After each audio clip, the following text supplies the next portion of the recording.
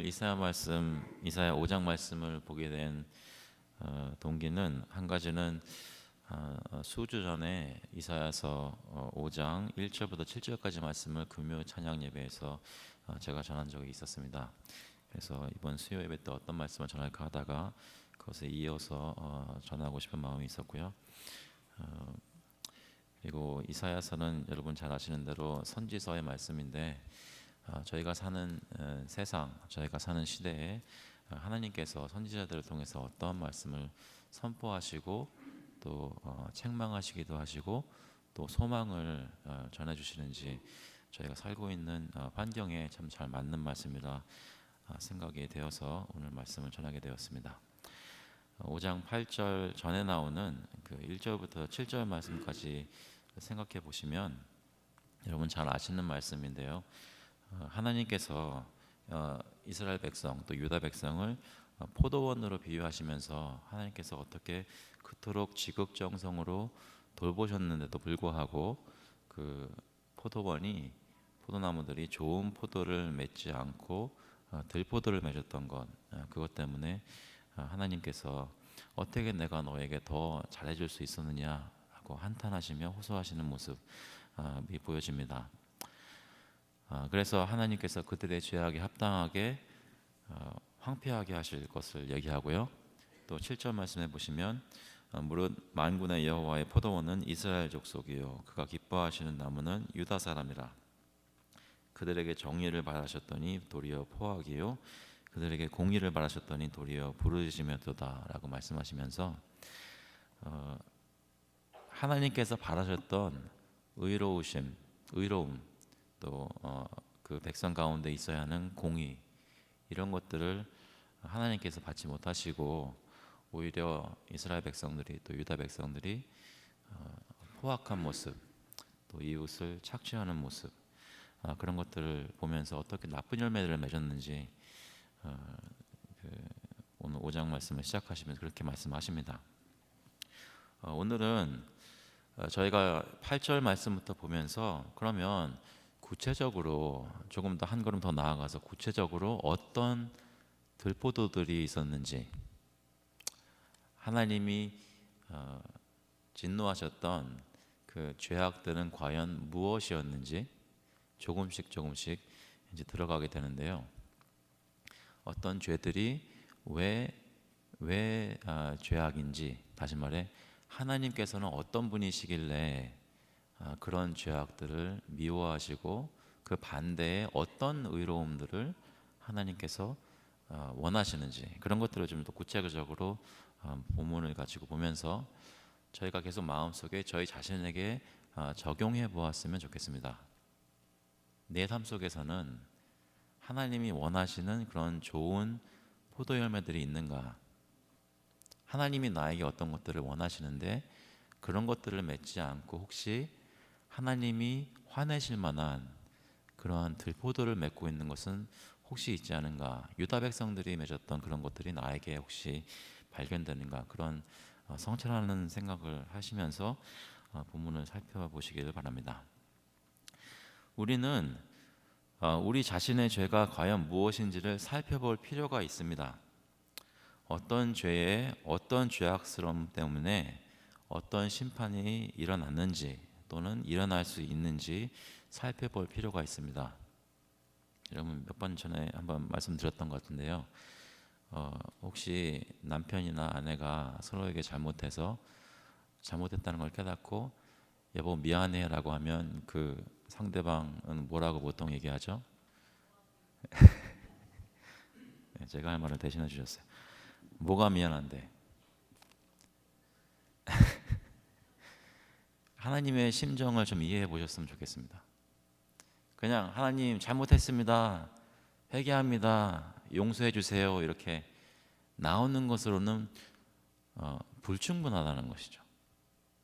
저희가 아무리 주님께 나와서 눈물을 흘리며 용서해 주세요 해도 실제로 뭘 잘못했는지를 여러분이 인정하고 그것에 대해서 왜 하나님이 진노하시는지를 저희가 마음속에 깊이 깨달아서 하나님 내가 이러이러한 것들을 잘못했습니다, 다시는 이러지 않겠습니다, 나를 용서해 주세요, 이런 것들이 나의 죄악이었습니다. 그런 고백이 있지 않으면 하나님께 나오는 회개의 삶은 회개한다고 볼 수가 없는 것입니다. 하나님께서 우리에게 똑같이 말씀하시겠죠. 뭐가 미안한데? 여러분, 하나님께 뭐가 이렇게 죄송하십니까? 오늘 본문을 보면서 우리의 많은 죄악들 중에 몇 가지가 혹시 발견된다면 그것을 가지고 주님 앞에 나와 애통하며 용서를 구하고 그리스도 안에서 발견되는 그 죄 용서를 경험할 수 있는 귀한 시간 될 수 있기를 바랍니다. 오늘 8절 말씀부터 보시면 어떤 것을 지적하고 계신가 하면 8절에 가옥에 가옥을 이으며 전토에 전토를 더하여 빈틈이 없도록 하고 이 땅 가운데서 홀로 거주하려 하는 자들은 화 있을진저 말씀합니다. 한 가지 먼저 좀 말씀드리고 싶은 것은 8절의 끝에 보시면 화 있을진저라고 나오는데요. 그 표현이 또 여기 11절에도 나옵니다. 11절 끝에도 보면 화 있을진저라고 나옵니다. 그래서 오늘 본문에서는 두 가지 하나님이 진노하시는 것들을 보여주시고요. 그래서 그 진노하시는 것 때문에 결과로 그러므로가 또한 두 번 나옵니다. 13절에 보시면 그러므로가 있고 그리고 14절에도 그러므로라고 나옵니다. 그래서 그 구조를 가지고 생각하시면서 묵상하시면 도움이 되실 것입니다. 첫 번째로 화 있을진저 말씀하셨던 그 내용이 무엇인가 8절에 다시 한번 보니까 가옥에 가옥을 이으며 집에 집을 이은 것이죠. 전토에 전토를 더하고 밭이 있는데 그 밭에 옆에 있는 밭을 또 더한 것입니다. 무슨 얘기냐면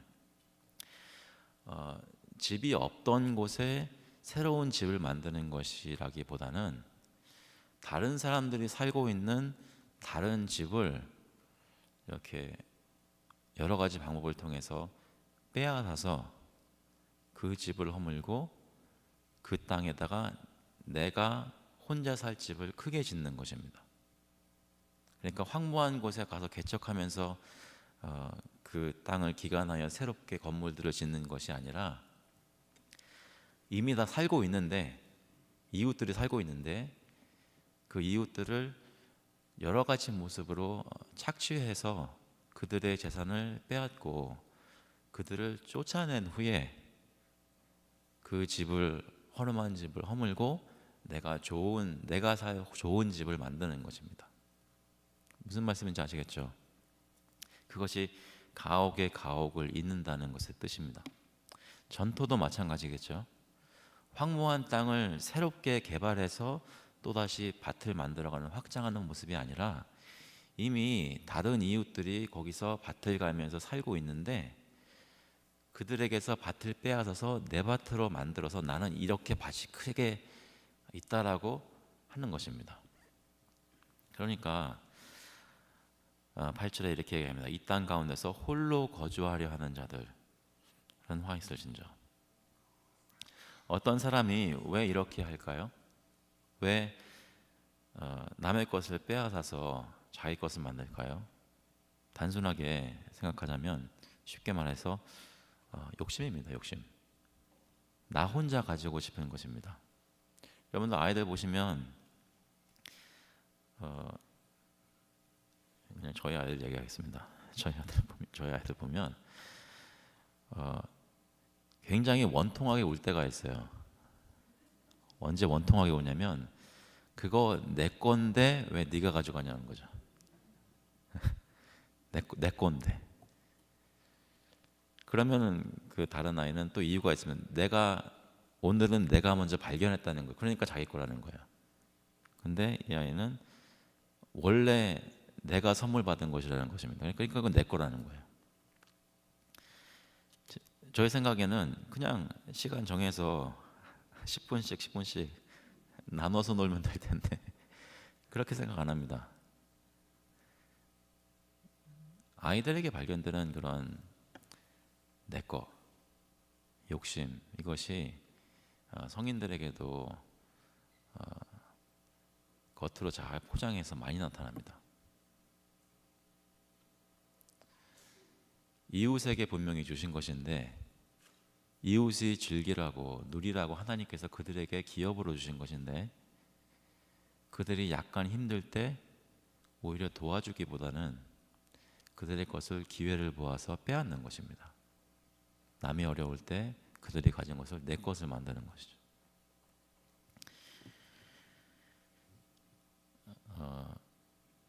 그렇게 할 때 화가 있다고 합니다. 한번 생각해 보세요.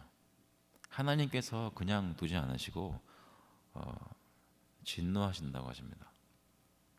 그래서 9절 말씀해 보시면 만군의 여호와께서 내 귀에 말씀하시되, 원문에 보면은 내 귀에 만군의 여호와께서 이렇게 느낌표 강렬하게 이런 말씀으로 굉장히 지금 하나님이 너무나 기가 막혀서 말씀하시는 거예요.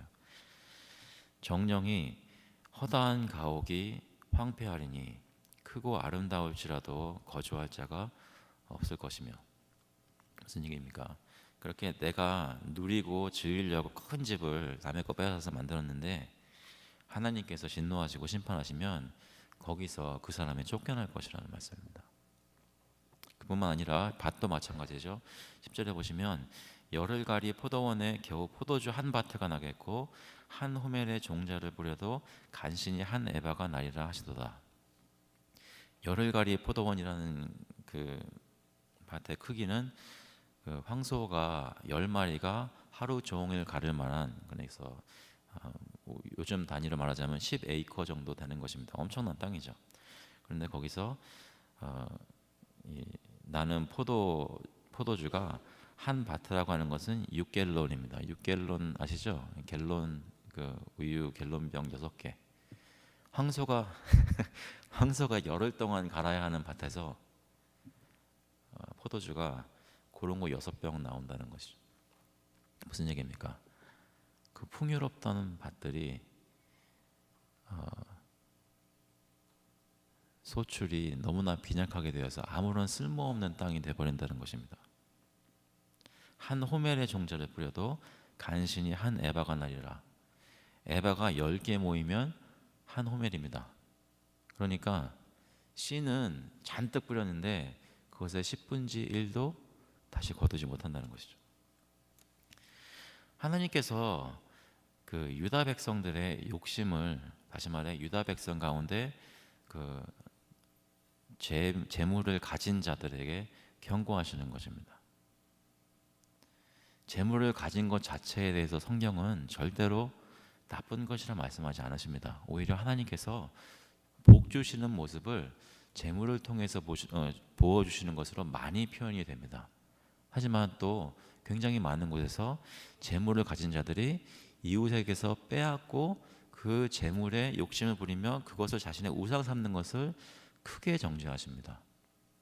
저희들의 삶 속에서는 그 재물에 대해, 물질과 부에 대한 욕심이 혹시 있습니까? 우리 자신만 누리려 하고 이웃과 나누려 하지 않으려는 그런 마음이 혹시 저희에게는 있지 않습니까? 그래서 이웃과 함께 누리고 지내려 하지 않는 마음은 혹시 있지 않으십니까? 그래서 사실은 하나님께서 자기 백성들에게 기업으로 주셔서 하나님 것인 것을 나타내야 되는데 하나님 것이 내 것인 줄로 착각하고 있지는 않습니까? 그것이 첫 번째로 얘기하는 화이슬진저에 대한 내용입니다. 그런 들포도를 유다 백성들, 이스라엘 백성들이 맺었다는 것이죠. 두 번째를 보시면 11절에 아침에 일찍이 일어나 독주를 마시며 밤이 깊도록 포도주에 취하는 자들은 화 있을진저. 그러니까 술 좋아하는 사람들 얘기하는 거예요. 여러분 중에는 혹시 술 좋아하는 분 안 계세요? 대답하시면 큰일 나겠죠.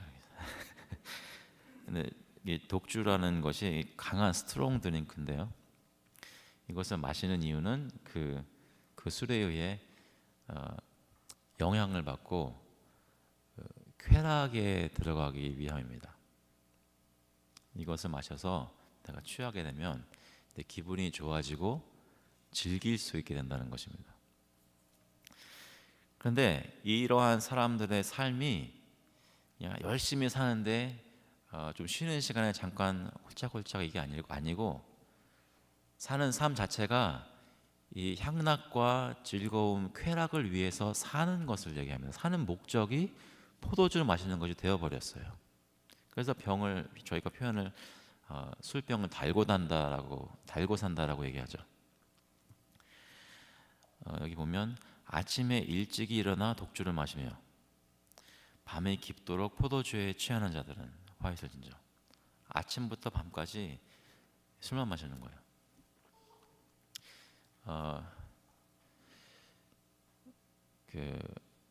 조연스럽게 말씀드리지만 아마 볼티모어에서 리커스토어 하시던 분들은 아실 거예요.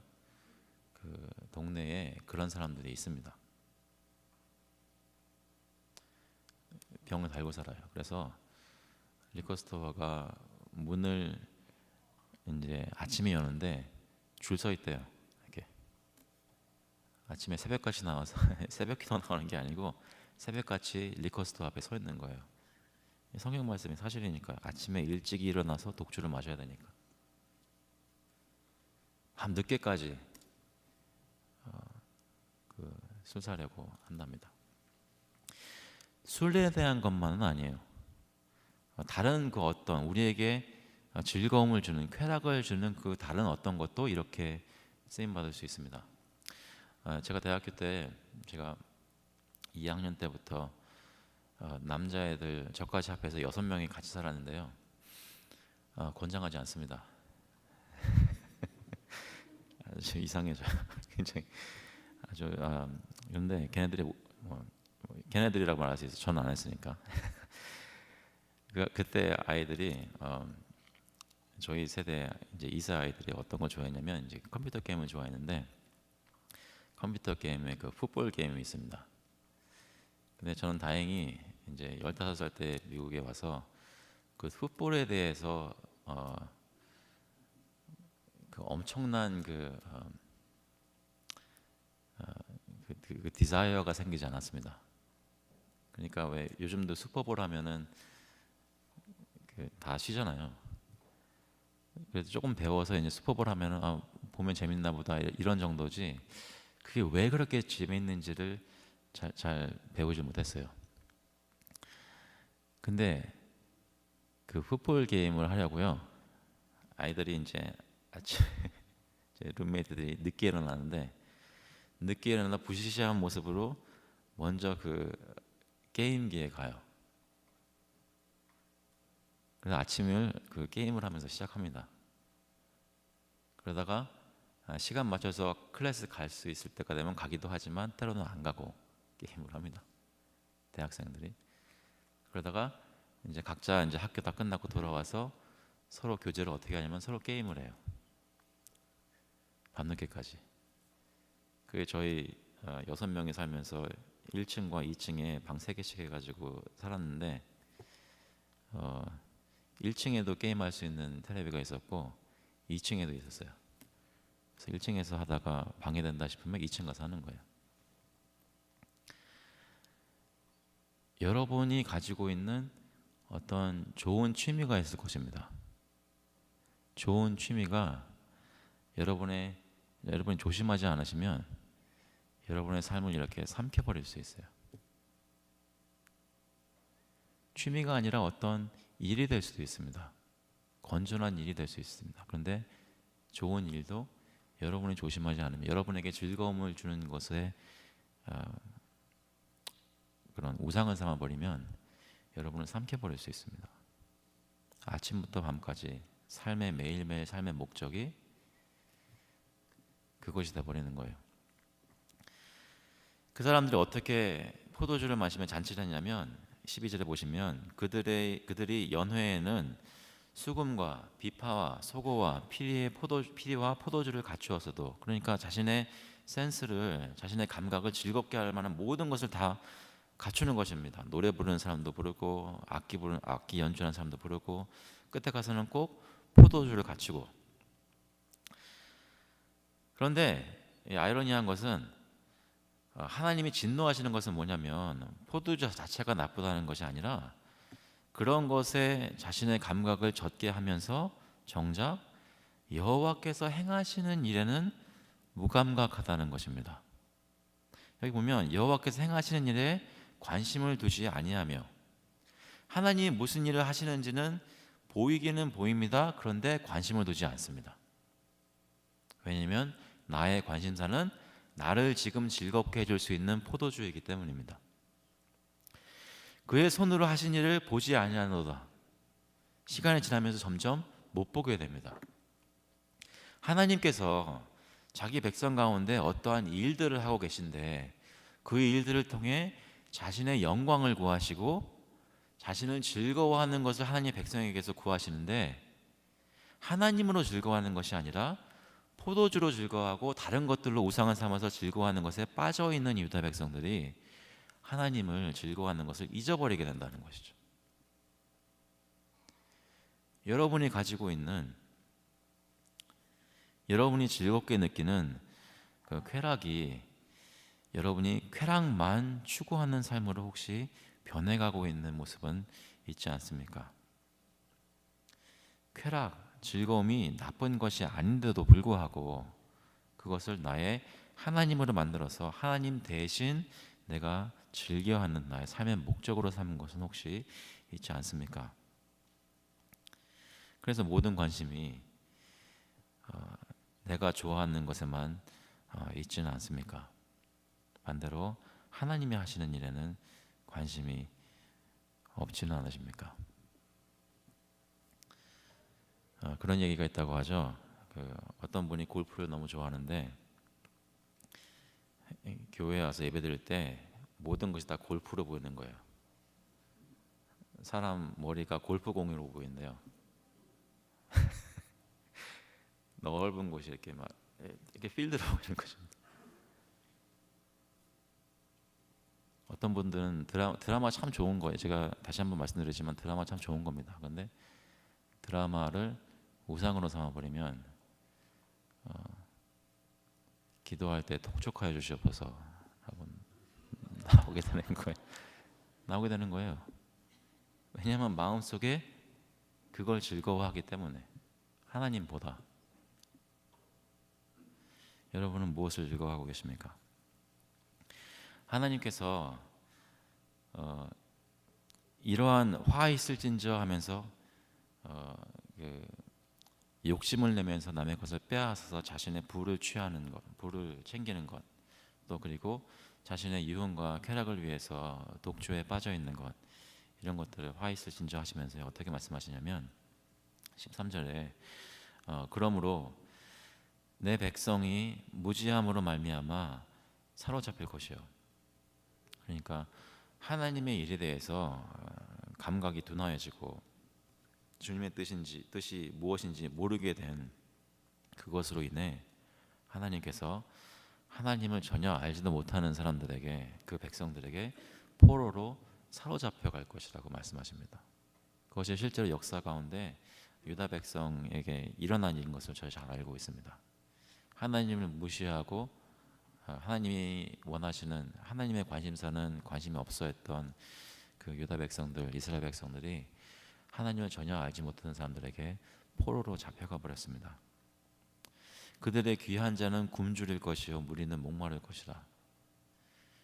부를 치부하고 남의 밭을 내 밭을 만들고 연방 매일매일 잔치를 열고 자기 목을 축이는 것에 급급했던 사람들이 오히려 굶주리게 되고 목마를 것이라고 말씀하십니다.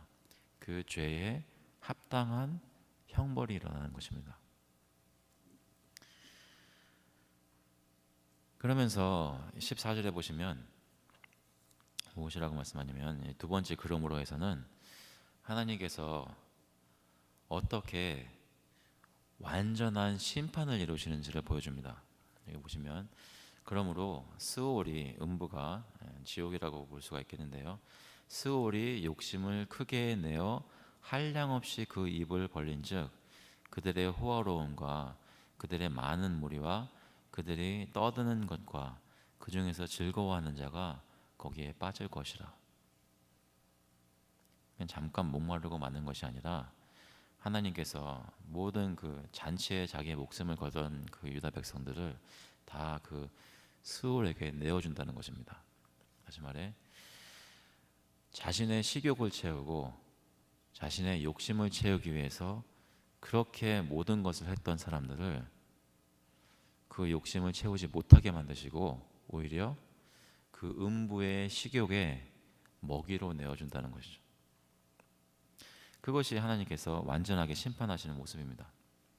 그리고 15절에 보시면 여느 사람은 굽으리고 존귀한 자는 낮아지고 오만한 자의 눈도 낮아질 것이로되, 이 말씀은 남의 땅을 내 땅으로 만들고 남의 집을 내 집으로 만들어서 그 가운데 내가 군림하고 내 자신을 드러내면서 내가 이런 사람이야 라고 과시하던 그 오만하고 교만한 모습들을 하나님께서 치셔서 쉽게 말해 깔아뭉갠다는 것이죠. 완전히 굽으려지게 낮아지게 만드신다는 것입니다.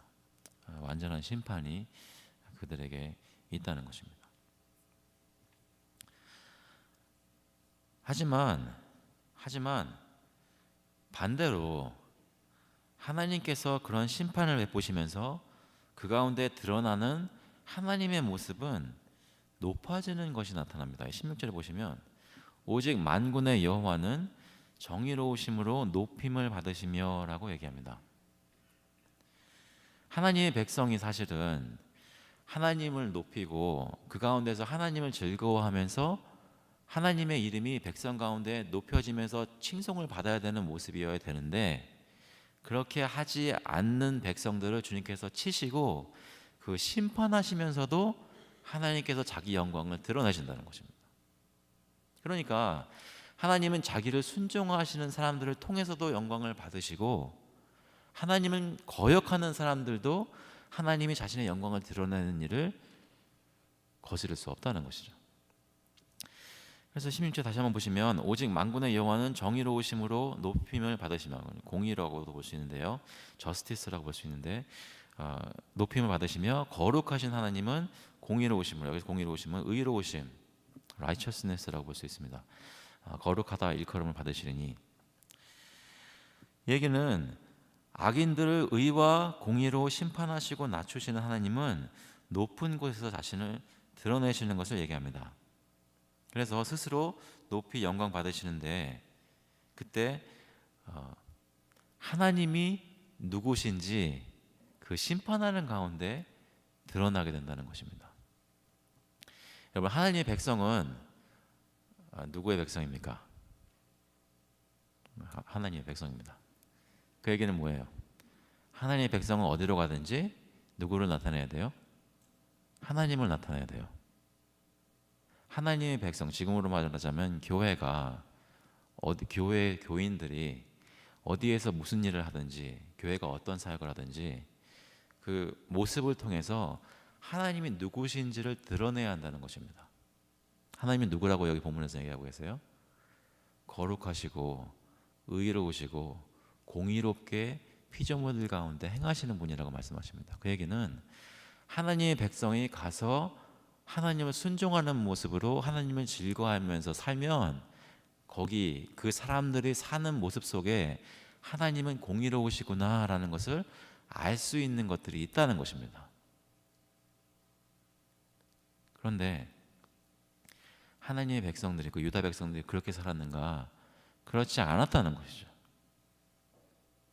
이웃에게 공의롭고 자비가 풍성하신 하나님이 이웃이 힘들 때 그의 부족한 것을 자신의 재산을 풀어서 도와주는 모습을 통해 하나님의 공의로운 모습을 나타냈어야 되는데, 그렇게 하지 않고 오히려 그들의 것을 빼앗으니까 하나님이 어떻게 자신을 나타내세요?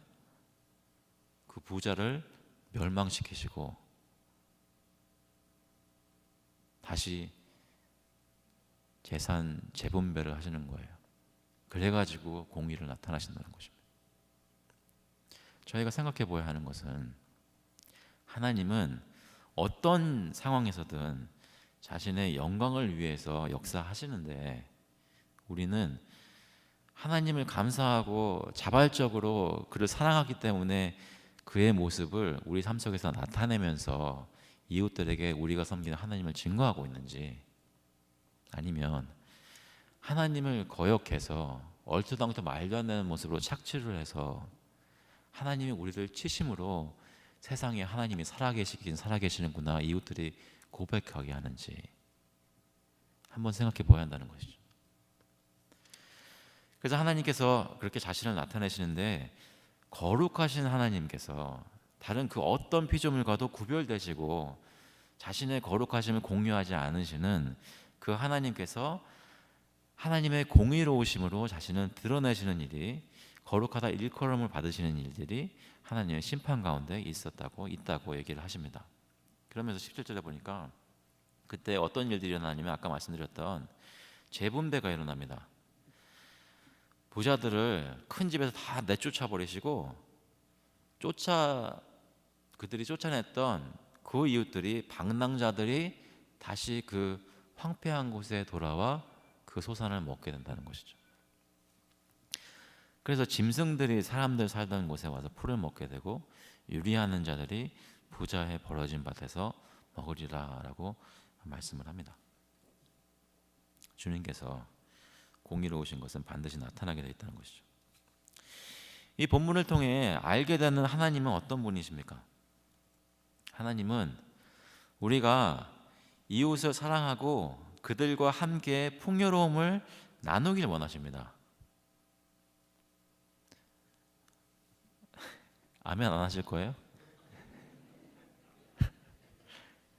여러분이 가진 것을 나누길 원하신다고요. 하나님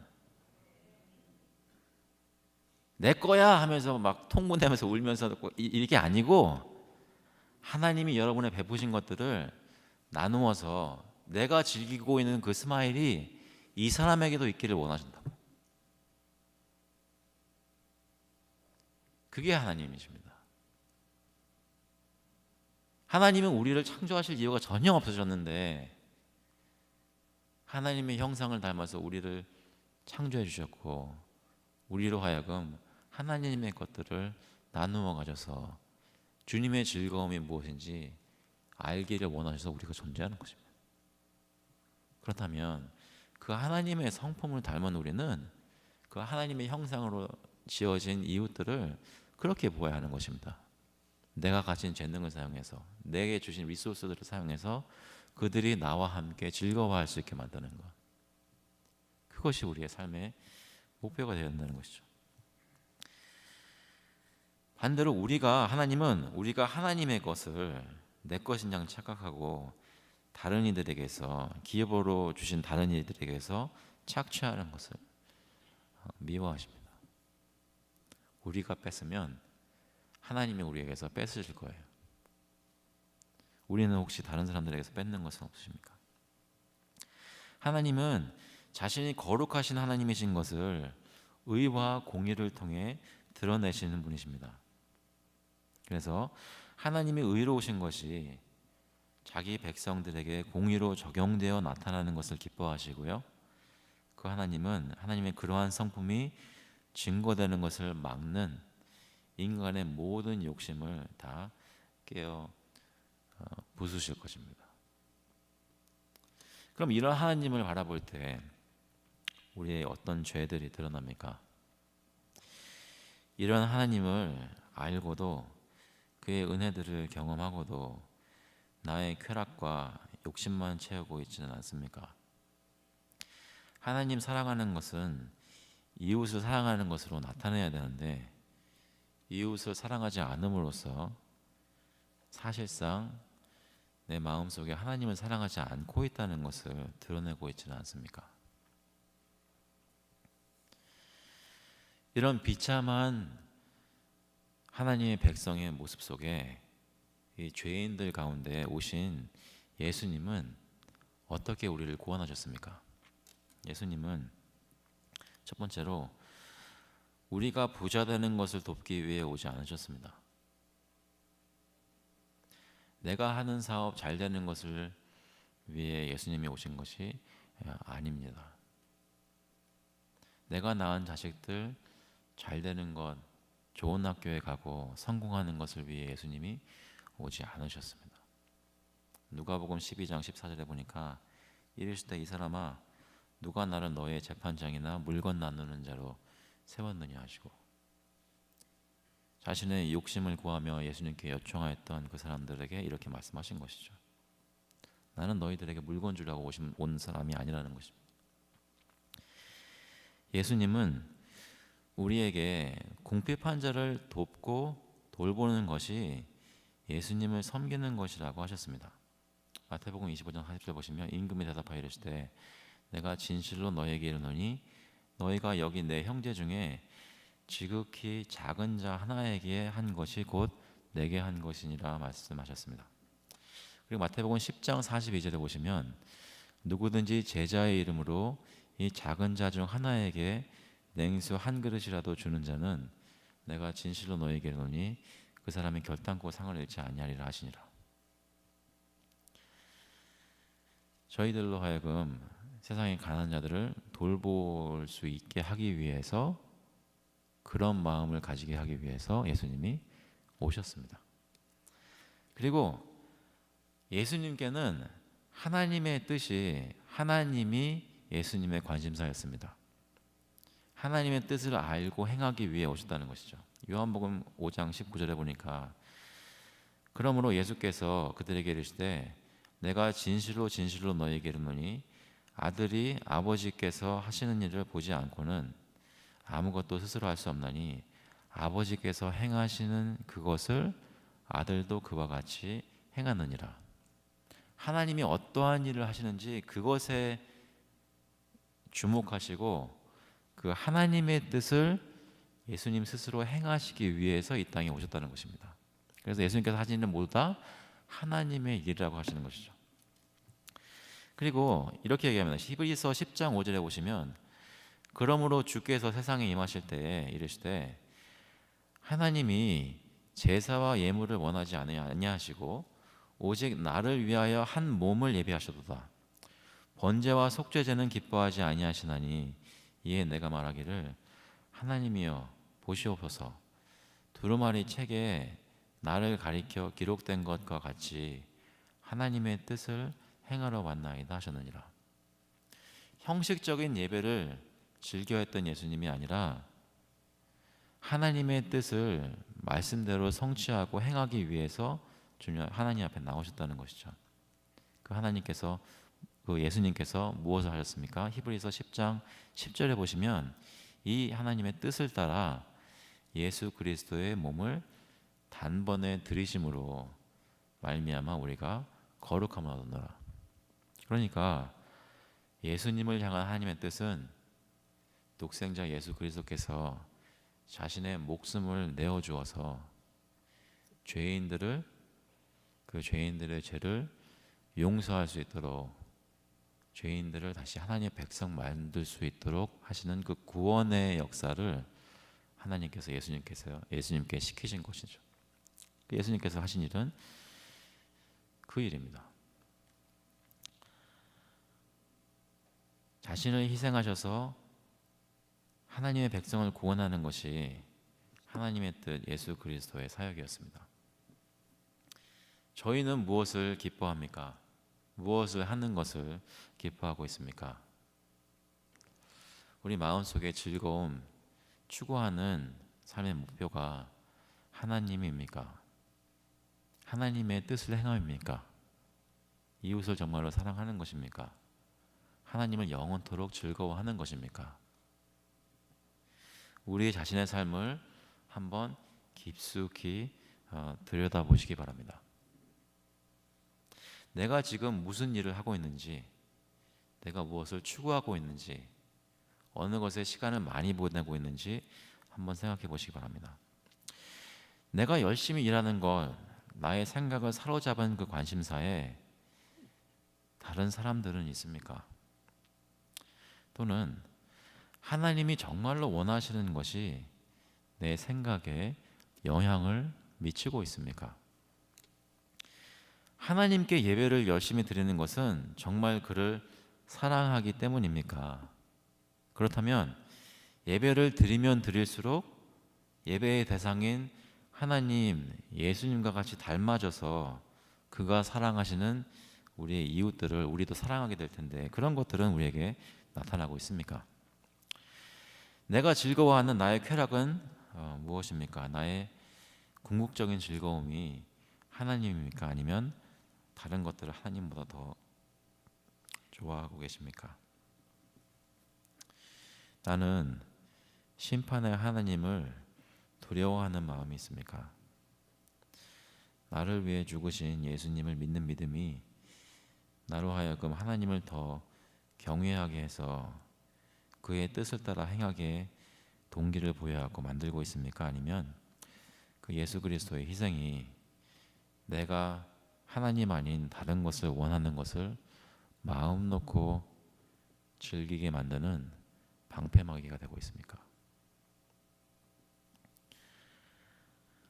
사랑하는 성도 여러분, 저희 자신을 성찰하면서 하나님이 우리 가운데 지적하실 만한 들포도들은 무엇이 있는지 주님 앞에 내어놓고 하나님의 긍휼을 구하실 수 있는 그런 예배들이 될 수 있기를 간절히 구합니다. 그래서 정말로 하나님이 원하시는 좋은 열매들이 저희 가운데 나타남으로 인해 하나님을 기뻐하는 백성 가운데 하나님의 이름이 높아지는 역사가 저희 교회 안에 충만히 있기를, 또 교회 주변에 충만히 있기를 예수 그리스도의 이름으로 축원합니다.